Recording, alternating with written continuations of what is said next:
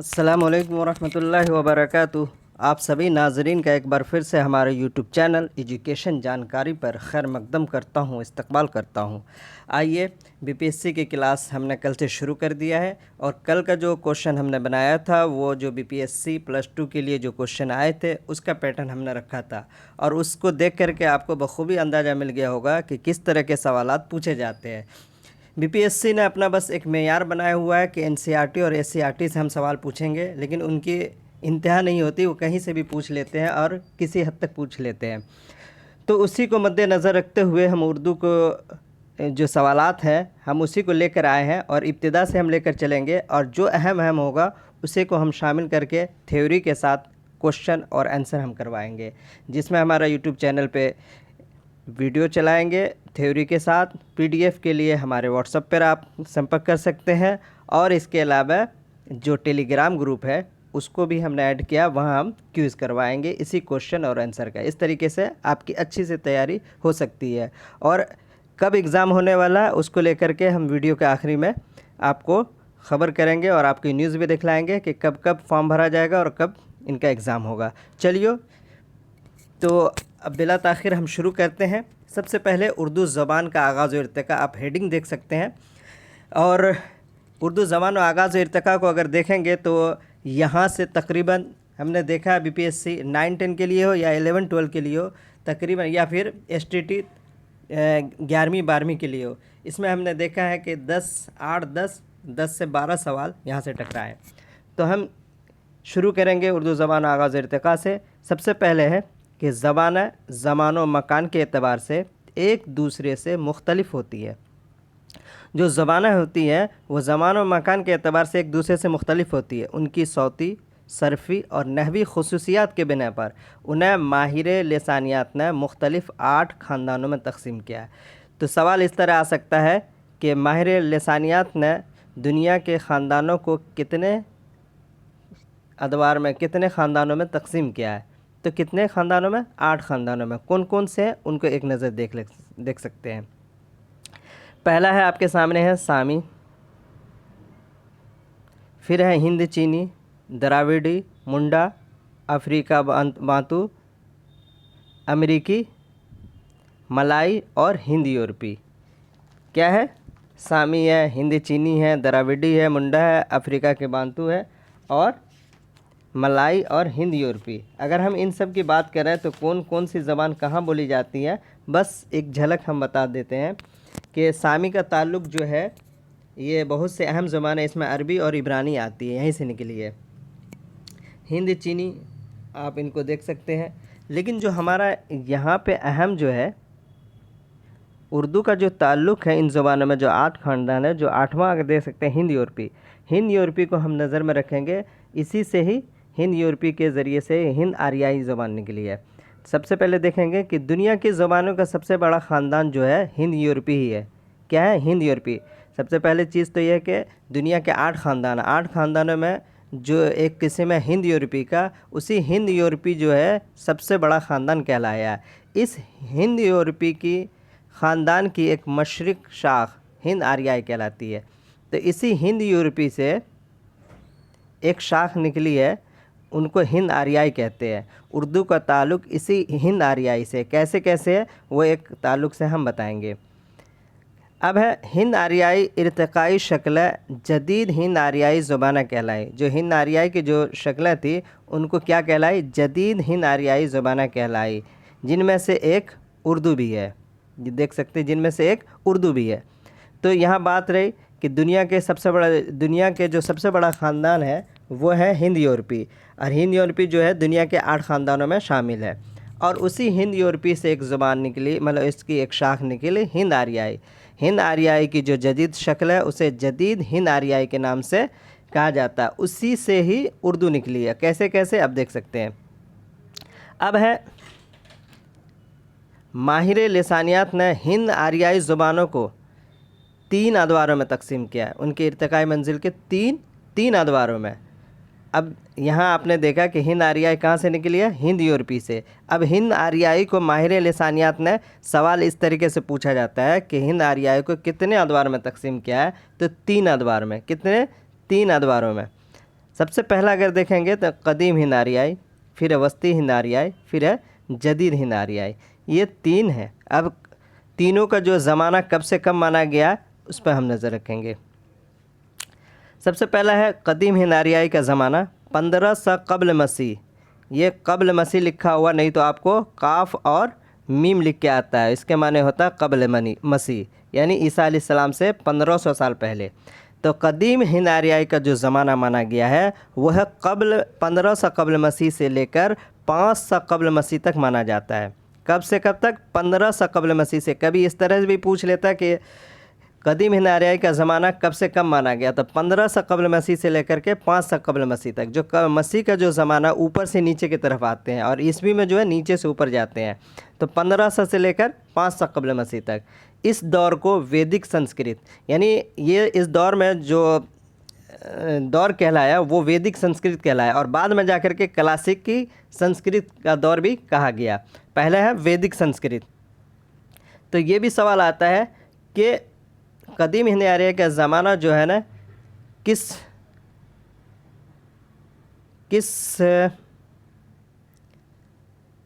तो ये हो गया। अब दूसरा देखेंगे वस्ती हिंद आर्याई का ज़माना। ये है, अब देख ले 500 कब्ल मसीह तक यहाँ छोड़ा है। अब 500 कब्ल मसीह से लेकर के 600 ईस्वी तक, कब है? 600 ईस्वी, यानी 500 ईसा अलैहिस्सलाम से 500 साल पहले से लेकर के ईसा अलैहिस्सलाम के 600 साल बाद तक का ज़माना को वस्ती हिंद आर्याई का ज़माना कहा जाता है। इस दौर में जो है प्राकृत जो है यानी कुदरती ज़ुबानें वजूद में आई। माहिर लिसानियात ने अदबी प्राकृतों को 5 हिस्सों में तकसीम किया है। अब देख सकते हैं, सबसे पहली चीज़ तो हमने देखा कि हिंद आर्याई को 3 अदवार में तकसीम किया है। पहला कदीम हिंद आर्याई जो 1500 कब्ल मसीह से लेकर के 500 कब्ल मसीह तक है। उस दौर में जो है संस्कृत, यानी आर्य जब हिंदुस्तान में दाखिल हुआ था तो उन्होंने अपने साथ संस्कृत लेकर के आए थे, संस्कृत की ज़ुबान, और वो ज़ुबान वजूद में आई थी। लेकिन क्या हुआ कि वो सिर्फ संस्कृत जो है आला तबके तक ही महदूद कर रखा था, जिसकी वजह से उसको फैलने और फूलने का मौका नहीं मिला। छोटी जाति के लोग उसको बोल नहीं सकते थे। उसी के बाद जब 500-600 कब्ल मसीह या 500 कब्ल मसीह के दरमियान में आते आते गौतम बुद्ध का ज़माना आ जाता है, और वहाँ पे एक नई बोली का ईजाद हो जाता है जिसको पाली कहते हैं। पाली ही से एक ज़ुबान आती है जिसे प्राकृत कहते हैं, जिसे कुदरती ज़ुबान, यानी जो अब तो है, अगर संस्कृत में बात नहीं करेंगे तो कोई ना कोई ज़ुबान वजूद में आएगी। तो जो ज़ुबान वजूद में आई थी उसे प्राकृत, पहले पाली जो अदबी रूप ले लिया तो उसे प्राकृतिक ज़ुबान कहा गया। तो ये भी है कि गौतम बुद्ध ने जो तालीम दी थी वो प्राकृत पाली में ही दी थी। अब जो प्राकृत निकली थी वो किस किस इलाके में, तो माहिर लिसानियात ने इनको 5 हिस्सों में तकसीम किया। सवाल इस तरह पूछा जा सकता है कि माहिर लिसानियात ने अदबी प्राकृतों को कितने हिस्सों में तकसीम किया, तो 5 हिस्सों में। तो कौन कौन से हिस्सा है? तो सबसे पहला है पिशाजी। पिशाजी की अगर बात कर ले तो ये पंजाब के इलाके में बोली जाती थी। जो वस्ती हिंद आर्याई का जो ज़माना है 500 कब्ल मसीह से लेकर के 600 ईस्वी तक, उस ज़माने में प्राकृत का चलन हुआ, और उस प्राकृत को 5 हिस्सों में तकसीम किया गया, जिसमें सबसे पहला है पिशाजी। पिशाजी जो है पंजाब के इलाकों में बोली जाती थी। दूसरे नंबर की अगर हम बात कर लें तो उरद मागधी, ये जो है अवध और यूपी के इलाकों में बोली जाती थी, उरद मागधी को। फिर इसके बाद तीसरा जो है मागधी। मागधी की बात करें तो ये बिहार के इलाके में बोली जाती थी, मगध का इलाका है वहाँ मागधी बोली जाती थी। चौथी की अगर बात कर ले तो महाराष्ट्र के इलाके में बोली जाती थी। पांचवा जो था शोरसीनी जो है मथुरा और उसके आसपास के इलाकों में इसका चलन था। इसी शोरसीनी के ज़रिए से ही और ज़ुबानें नीचे आएगी, अभी हम बताएंगे। तो इतना हमने याद रखा कि जो वस्ती हिंद आर्याई का ज़माना है वो 500 कब्ल मसीह से लेकर के 600 ईस्वी तक है। और उस ज़माने में क्या हुआ, प्राकृत का चलन हुआ। प्राकृत को 5 हिस्सों में तकसीम किया गया, और 5 हिस्सों का 5 इलाकों में बोली जाती थी। पिशाजी पंजाब में, उर्द मागधी जो है आपको अवध वगैरह इलाके में यूपी में, और मागधी जो है बिहार में जो मगध का एरिया है, महाराष्ट्र में, और शोरसेनी मथुरा के इलाके में। एक नज़र इस पर भी आप डाल लें। देखिए कदीम हिंद आर्याई का ज़माना है 1500 कब्ल मसीह से लेकर 500 कब्ल मसीह तक, और उस वक्त वैदिक संस्कृत यानी हिंद आर्याई की जो इब्तदाई शक्ल थी वैदिक संस्कृत थी। उसी से नीचे आएंगे तो क्लासिक संस्कृत का चलन हुआ।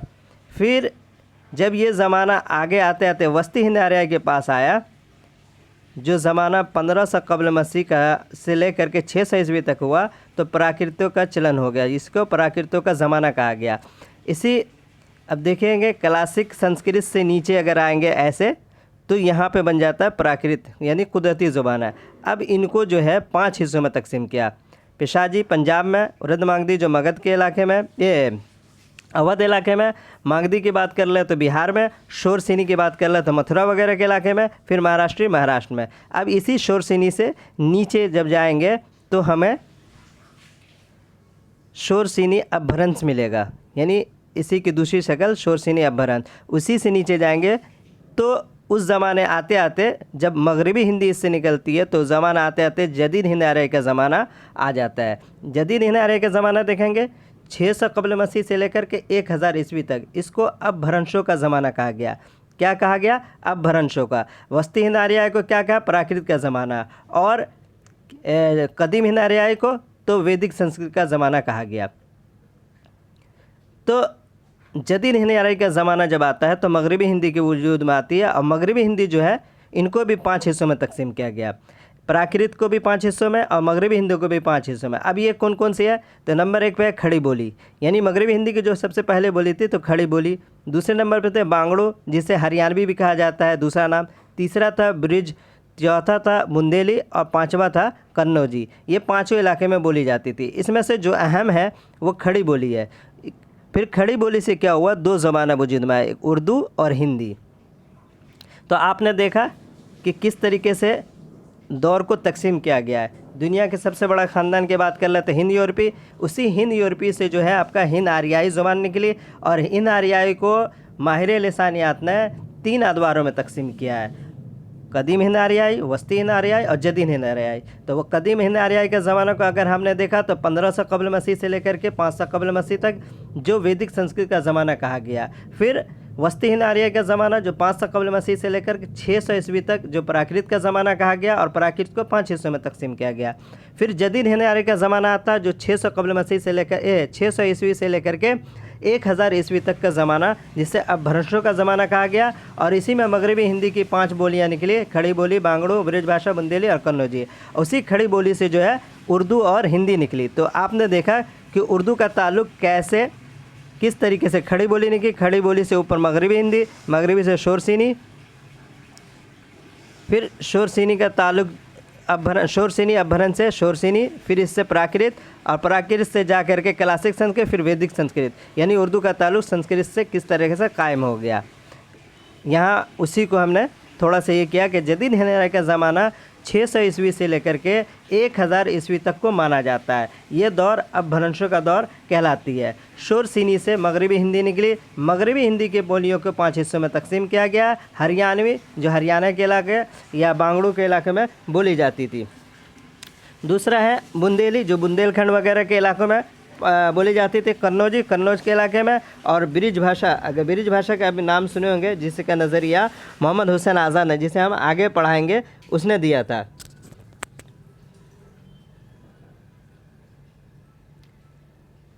और ब्रिज भाषा को भी मगरबी हिंदी की नुमाइंदा बोली कहा जाता है। इसका खड़ी बोली जो रोहिलखंड, दोआबा के शुमाली हिंद और पंजाब के ज़िला अम्बाला वगैरह में बोली जाती थी। तो खड़ी बोली, इसी खड़ी बोली से उर्दू और हिंदी निकली। अब है हिंदी का जो रस्मुल ख़त है, हिंदी नागरी रस्म ख़त में अपनाया। हिंदी ने जो है जो नागरी रस्म ख़त है उसको अपनाया, और उर्दू ने अरबी फ़ारसी रस्म ख़त को अपनाया। रस्म ख़त के फ़र्क के बावजूद उर्दू और हिंदी के कवायद जो है, इनके जो उसूल तकरीबन एक जैसे हैं, इसलिए दोनों ज़बानें आपस में बहनें कहलाती हैं। एक सवाल यहाँ पे आया था कि उर्दू की ज़मीर किससे ली गई है, फ़ारसी अरबी या फ़ारसी तुर्की, या फिर इस तरीके से था। तो उर्दू का जो ज़मीर है वो संस्कृत से ली गई है, क्योंकि उर्दू का ताल्लुक़ संस्कृत से है। तो उर्दू और हिंदी के जो तकरीबन कवायद है दोनों के यकसा है। दोनों के रस्म ख़त अलग होने के बावजूद दोनों के जो कवायद हैं वो एक जैसे हैं। तो ये रहे आज के कुछ थ्योरी हिंदुस्तानी लिसानियात के ऊपर, उर्दू ज़बान और आगाज़ के इर्तिक़ा में। और इसके बाद अगली क्लास जब हम लेंगे तो उर्दू ज़बान और अदब के मुख्तलिफ़ नज़रियात, यानी उर्दू की ज़बान की पैदाइश कहाँ हुई और उसके बाद सूफिया कराम का हिस्सा, इसको हम पढ़ाएंगे। अब इनके ऊपर जो मारूजी सवालात बनते हैं उसको हम लेकर के आए, एक नज़र उसको भी आप देख लेंगे।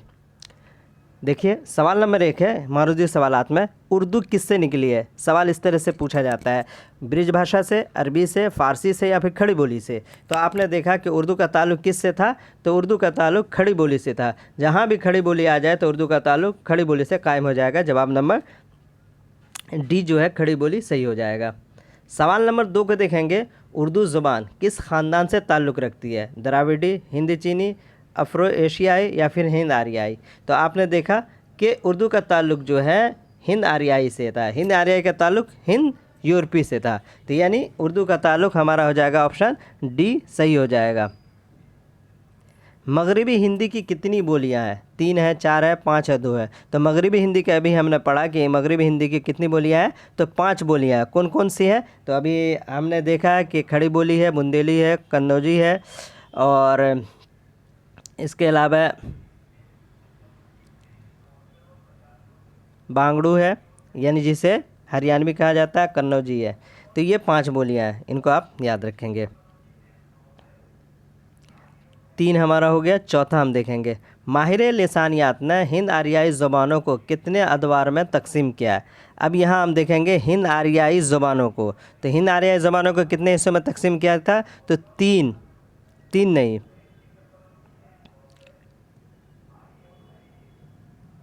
ये ऑप्शन गलत हो गया, 3 होना चाहिए। माहिर लिसानियात ने हिंद आर्याई ज़ुबानों को कितने, तो 3 हिस्सों में तकसीम किया। कौन कौन से, कदीम हिंद आर्याई, वस्ती हिंद आर्याई और जदीद हिंद आर्याई।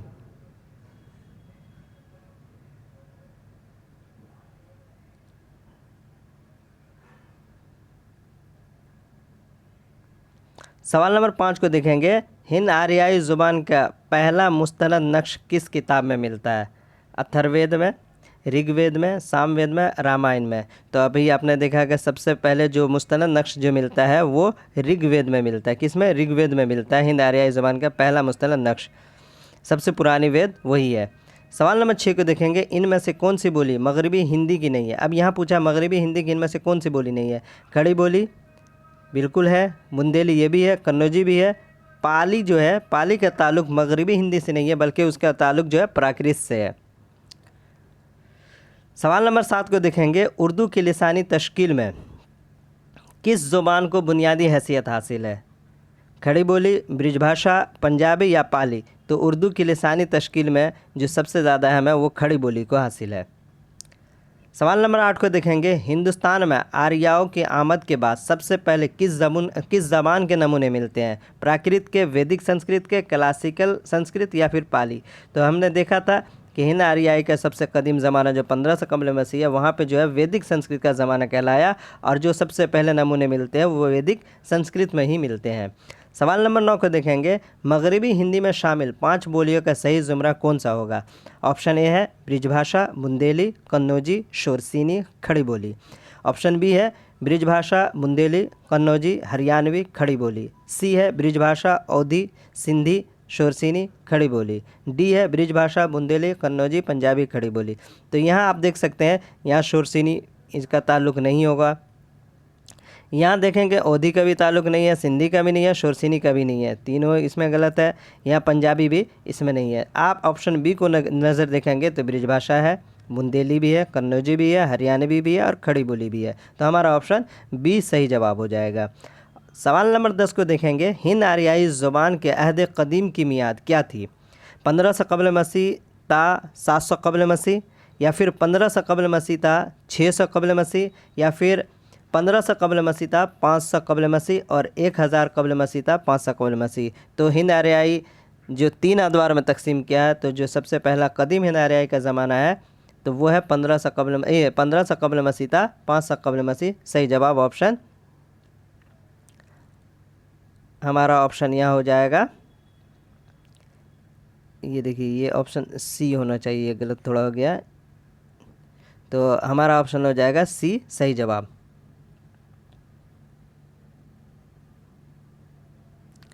सवाल नंबर 11 को देखेंगे, अब भ्रंश की असल क्या है, प्राकृत है, बांगड़ू है, शोरसिनी है, लेहिंदा है। तो अपभ्रंश जो किससे निकली है? तो प्राकृत। प्राकृति की जो 5 ज़ुबान है उसी में से शोरसिनी ही से अपभ्रंश निकली है। तो क्या हो जाएगा हमारा? प्राकृत हो जाएगा। ऑप्शन ए सही जवाब हो जाएगा। सवाल नंबर 12 को देखेंगे। खड़ी बोली की कितनी बोलियां हैं? 3 है, 4 है, 5 है या 2 है? तो खड़ी बोली की हमने देखा 2 बोली है, उर्दू और हिंदी। सवाल नंबर 13 को देखेंगे। माहिर लिसानियात ने दुनिया के मुख्तलिफ ख़ानदानों को कितने ख़ानदानों में तकसीम किया? 3, 4, 5, 8। तो ये हमने देखा 8 ख़ानदानों में इनको तकसीम किया गया है। सवाल नंबर 14 के देखेंगे। वस्ती हिनारिया का ज़माना कब से कब तक माना जाता है? 1500 क़ब्ल मसीह से लेकर 700 क़ब्ल मसीह तक, या फिर 600 क़ब्ल मसीह से लेकर के 600 ईस्वी तक, या फिर 500 क़ब्ल मसीह से लेकर के 600 ईस्वी तक, या फिर 1000 क़ब्ल मसीह से लेकर के 500 क़ब्ल मसीह तक। तो ये इनका ज़माना जो माना जाता है, वस्ती हिनारिया का ज़माना कब से कब तक माना जाता है? तो ऑप्शन हमारा हो जाएगा 500 क़ब्ल मसीह से लेकर के 600 ईस्वी तक। ऑप्शन सी हमारा सही जवाब होता है। आज का आखिरी और लास्ट सवाल। जदीद हिनारिया का ज़माना कब से कब तक है? तो इसका हमने देखा कि 600 क़ब्ल मसीह 600 ईस्वी से लेकर के 1000 ईस्वी तक। ऑप्शन सी हमारा दुरुस्त जवाब हो जाएगा। नोट्स के लिए आप हमारे इस नंबर पर कांटेक्ट कर सकते हैं। हमारा यूट्यूब चैनल एजुकेशन जानकारी के नाम से ही व्हाट्सएप पे खुला हुआ है, एजुकेशन जानकारी। इसके अलावा टेलीग्राम पे हम इसी सवाल को आपको वहाँ पे जा कर के क्विज़ करवाएंगे रोज़ाना रात 10 बजे। तो आप हमारे क्विज़ से जुड़ जाएं और सुबह में 10 बजे रोज़ाना क्लास होगी। चलिए, जो एग्ज़ाम होने वाला है उसको लेकर के न्यूज़ देख सकते हैं। शुक्रवार को हुए बीपीएससी, यानी कल जो है बीपीएससी के अध्यक्षा और शिक्षा विभाग दोनों में बैठक हुई और ये फैसला लिया गया कि 19 अक्टूबर से लेकर के जो शिक्षक भर्ती है परीक्षा के दूसरे दौर के लिए आवेदन लिए जाएंगे। कब से? 19 अक्टूबर से। आवेदन की जो अंतिम तारीख होगी वो 9 नवंबर को होगी, जिसमें कक्षा हो जाएगा क्लास 6 से लेकर 8 तक, 9, 10 और 11, 12 के लिए आवेदन लिए जाएंगे। और जो एग्ज़ाम होगा वो 2 से लेकर 5 दिसंबर 2023 तक इसको पूरा करा लिया जाएगा। सरकार का स्पष्ट आदेश दिया गया है कि आगामी चुनाव आचार संहिता लगने से पहले शिक्षक नियुक्ति पूरी कर ली जाएगी। तो बहुत बड़ी खबर है। टाइम बहुत कम है, आपके पास मुश्किल 1.5 से 2 महीना है। और इनके जो बीपीएससी का जो पैटर्न है वो महदूद नहीं है, लामहदूद है। और कहाँ से किस जगह से सवाल पूछ ले हम इसको सोच नहीं सकते। तो हम इसको कवर कराएंगे जहाँ तक हो सकता है, हम इसकी पूरी तैयारी में लग जाएंगे। तो हमारे चैनल से आप जुड़ जाएं और वीडियो को अगर सब्सक्राइब नहीं किया तो वीडियो को सब्सक्राइब कर दें, लाइक और शेयर करना ना भूलें। ओके, अल्लाह हाफ़िज़।